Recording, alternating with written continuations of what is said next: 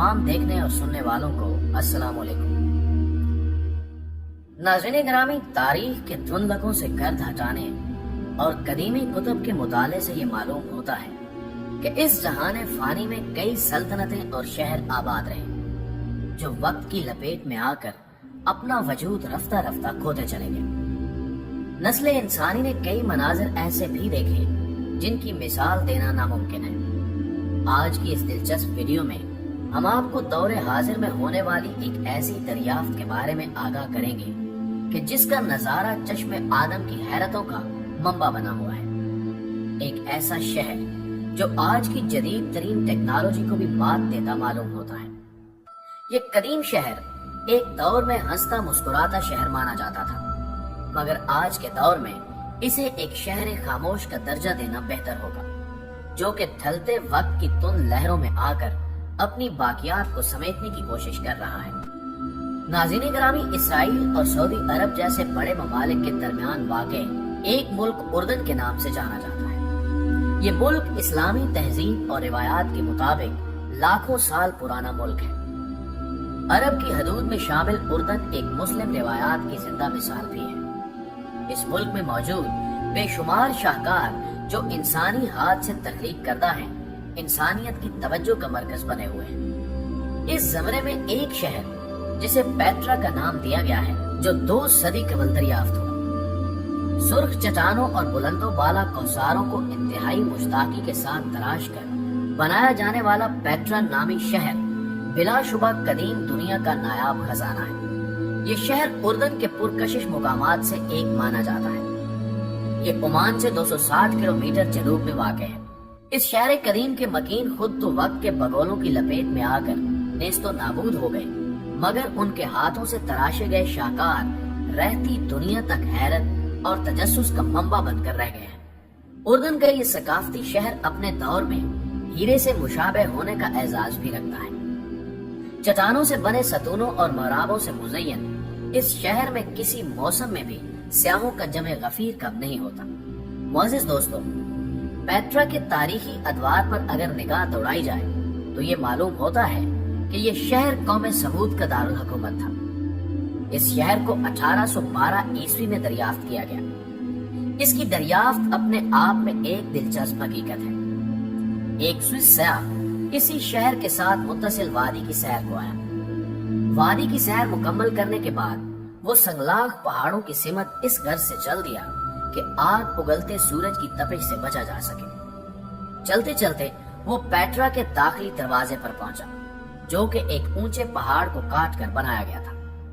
इस पहाड़ की ओट में कुछ देर सस्ताने के बाद जब उस सयाह ने अंदरूनी जानिब देखा तो ये रास्ता बतदरीज चौड़ा होता हुआ मालूम हुआ। उस सयाह ने पहाड़ के इस अंदरूनी हिस्से की तरफ कदम बढ़ाए और फिर उसकी नजर शहर की पहली गुलाबी रंगत की हामिल इमारत पर पड़ी, जो बड़ी शान के साथ एक चट्टान के दरमियान अपने नकुशो निगार वाज़े कर रही थी। इसको देखकर वो सयाह हैरत ज़दा होते हुए इस इमारत के अंदर दाखिल हुआ।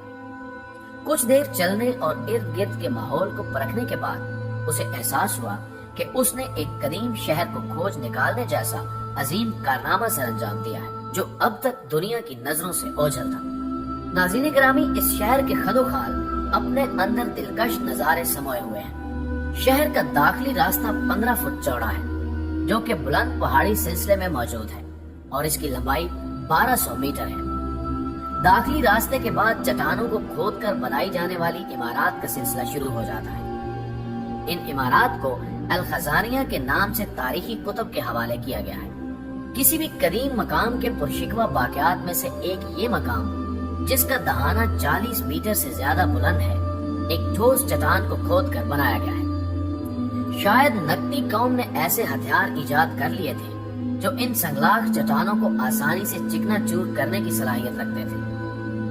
शहर की इस खूबसूरत इमारत के मुतालिक कई रिवायात पाई जाती हैं, ताहम इनमें सबसे ज्यादा शोहरत रखने वाली एक रिवायत के मुताबिक यहाँ कदीम बहरी कज़ाकों ने एक खजाना छुपा रखा था, जिसे बद्दू हमला आवरों ने ढूंढने की नाकाम कोशिशों के दौरान यहाँ बंदूकों से गोलियां बरसाई, जिनके निशानात आज भी पत्थरों की सिरों पर देखे जा सकते हैं। हकीकत में आले खजानिया समूद का एक शाही मकबरा है। مورخین نے کئی ثبوتوں کے بعد اسے سمودی قوم کے زیر تصرف رہنے والے شاہی محل سے بھی جوڑ رکھا ہے۔ معزز خواتین و حضرات، بلند چٹانوں میں محصور پیٹرا جسے ایک زیر زمین ندی سیراب کرتی تھی، نہ صرف ایک قلعے کا درجہ رکھتا تھا بلکہ مرکزی تجارتی شاہراہوں پر بھی قابض تھا۔ اہل پیٹرا اس شہر سے گزرنے والوں کو خوراک، پانی اور تحفظ فراہم کیا کرتے تھے۔ پرانے وقتوں میں پیٹرا ایک سرسبز و شاداب علاقہ ہوا کرتا تھا۔ اس شہر کے اہم مقام کوہ نجر کے آغاز پر ایک سٹیڈیم نما جگہ اس بات کی نشاندہی کرتی ہے کہ اس قدیم دور میں بھی کھیلوں کو کتنی اہمیت حاصل رہی ہے۔ یہ تماشگاہ اس انداز میں بنائی گئی ہے کہ زیادہ سے زیادہ افراد نہ صرف یہاں بیٹھ سکیں بلکہ ہر کوئی آسانی سے اس اکھاڑے میں ہونے والی سرگرمیوں کو دیکھ سکے۔ اس اسٹیڈیم کے عین سامنے ایک عالی شان محل نما عمارت بھی اپنا وجود رکھتی ہے۔ تاریخی کتب کے مطالعے سے یہ بات واضح ہوتی ہے کہ پیٹرا شہر میں اردن اور اس سے ملحقہ علاقوں پر راج کرنے والا سب سے معروف بادشاہ الیگزینڈر سوئم رہا کرتا تھا۔ معزز دوستو، اس وادی کی اترائی میں بھی عجائبات کا سلسلہ جاری رہتا ہے۔ ٹھوس ریتلی چٹانوں پر بنا 4000 نشستوں پر مشتمل ایک وسیع و عریض ہال بھی یہاں اپنا وجود رکھتا ہے، جہاں شہر کے امراء اور شاہی خاندان میل ملاقاتیں کیا کرتے تھے۔ اس ہال کو تفریحی پروگرامز کے لیے بھی استعمال کیا جاتا رہا ہے۔ ہال سے متصل ایک اور سحر کن عمارت بھی تراش کر بنائی گئی ہے، جو کاریگروں کی کمال مہارت کا منہ بولتا ثبوت ہے۔ اس عمارت کو قصر بنت الفرعون کہا جاتا ہے، یعنی دختر فرعون کا محل۔ اہل سمود کی سب سے بڑی دیوی العاد کی خواہش پر بنائی جانے والی ایک قربان گاہ بھی قابل دید مقام ہے۔ اس قربان گاہ کے پلرز بلیوں کے چہروں سے مزین ہیں۔ قوم سمود کے افراد چٹانوں کو تراش کر اشکال میں ڈھالنے کا فن بخوبی جانتے تھے، اور یہی ان کی وجہ شہرت بھی رہی۔ یہ لوگ قبل از اسلام کے دیوی دیوتاؤں کے ساتھ ساتھ اپنے کچھ بہادر جنگجوؤں اور بادشاہوں کے مجسمے بھی تراشا کرتے تھے، جن میں سے اکثر آج دریافت ہو چکے ہیں۔ اسلامی روایات اور شواہد کے مطابق اس جگہ کو وادی موسیٰ سے منسوب کیا جاتا ہے، جہاں حضرت موسیٰ علیہ السلام نے اپنی پیاسی قوم کو سیراب کرنے کے لیے عصا زمین پر مار کر پانی کا چشمہ رواں کیا تھا، اور اسی شہر میں حضرت موسیٰ علیہ السلام اپنے قوم کے ساتھ قیام پذیر رہے۔ معزز ناظرین، قوم سمود کی ذہانت کا اندازہ اس بات سے لگایا جا سکتا ہے کہ انہوں نے پیٹرا شہر کے سب سے اونچے پہاڑ پر ایک ڈیم تعمیر کیا، جس میں بارش کا پانی جمع کیا جاتا اور اس ڈیم سے بے شمار نالیاں تمام شہر کو پانی فراہم کرنے جیسی خدمات سر انجام دیتی۔ اس شہر کی سیر کے دوران یہ معلوم ہوتا ہے کہ پانی کو پختہ نالیوں سے گزار کر اس بنجر و ویرانے میں زندگی گزارنے کا سامان پیدا کیا گیا۔ حالیہ کھدائی سے یہ بھی واضح ہوا ہے کہ یہ اہل سمود کی ڈیم سازی ہی تھی جس نے اس صحرائی شہر کو مصنوعی نخلستان میں تبدیل کر رکھا تھا۔ بارشی موسم میں پانی کے ساتھ آنے والی مٹی ڈیم کی تہہ میں بیٹھ کر سطح آب کو بلند کرتی تو کناروں سے چھلکنے والا پانی سرخ مٹی سے بنے راستوں سے ہوتا ہوا خفیہ ذخیرہ گاہوں میں جمع ہو جاتا۔ اس پانی کی مدد سے ضروریات زندگی کو پورا کیا جاتا۔ عہد سمود کے دور میں تعمیر کیے گئے ڈیموں کی باقیات آج بھی قابل دید ہیں۔